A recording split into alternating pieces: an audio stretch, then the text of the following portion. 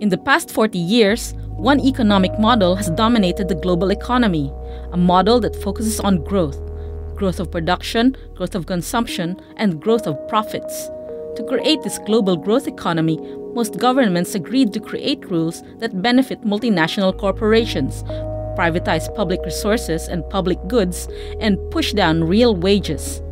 This profit-focused global economy has caused two global crises: a crisis of deepening inequalities between people and a global environmental crisis. Together, these crises threaten the future of civilization and our planet. Inequalities between the rich and poor have grown in almost all countries.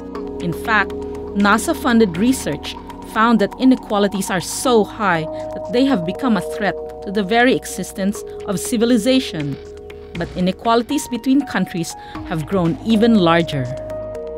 The bottom half of the world's 7 billion people collectively own the same as the richest 85 people in the world.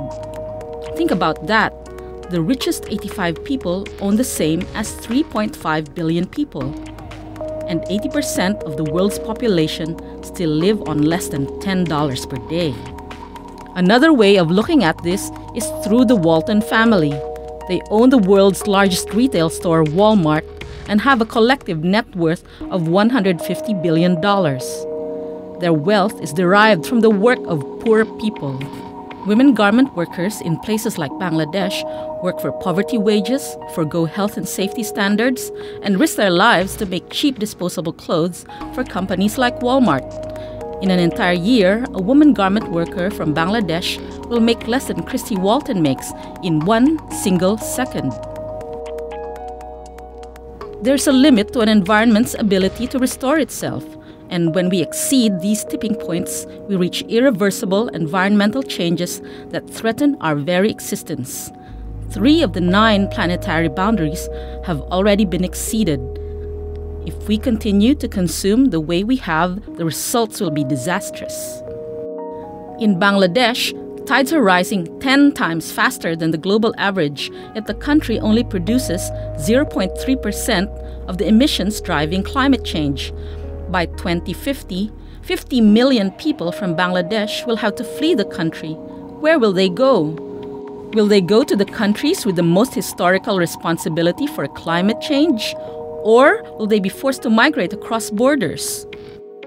Women comprise 70% of the world's poor. They consume the least, are paid the least, and own the least, yet they pay the highest price.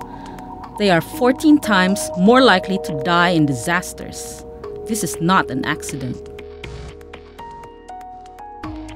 This is a product of choosing to cut government spending, of privatizing public services and assets, and of providing tax havens for foreign industries. It's a product of growing multinational companies, unlimited extraction of natural resources, and overconsumption. In reality, we have a system of governance that secures profits for billionaires, but not a global system to secure human rights, economic justice, environmental justice, and accountability to peoples.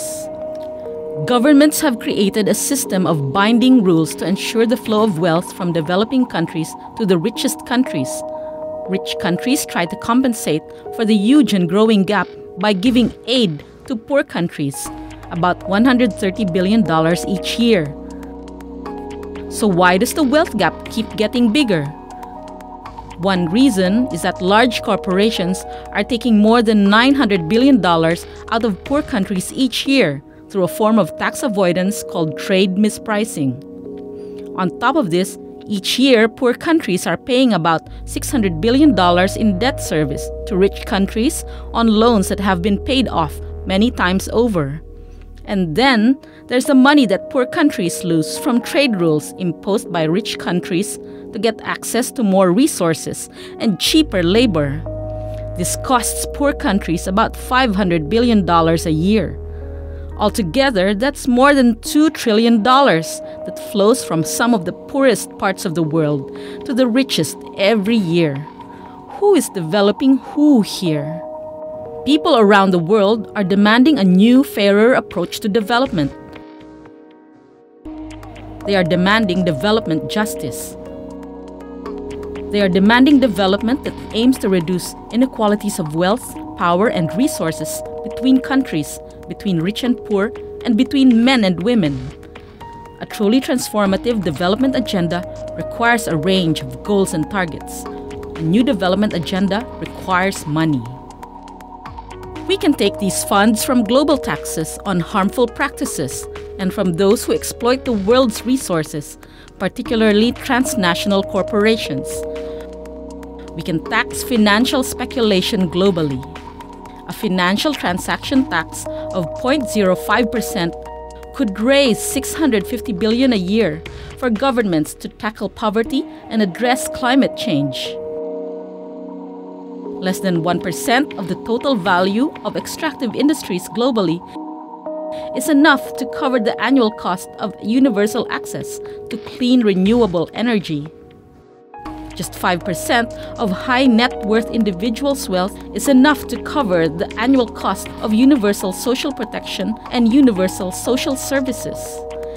Just 1% of the global military budget would ensure universal public education. A more just and sustainable world is possible only if we demand it. Join us and demand development justice.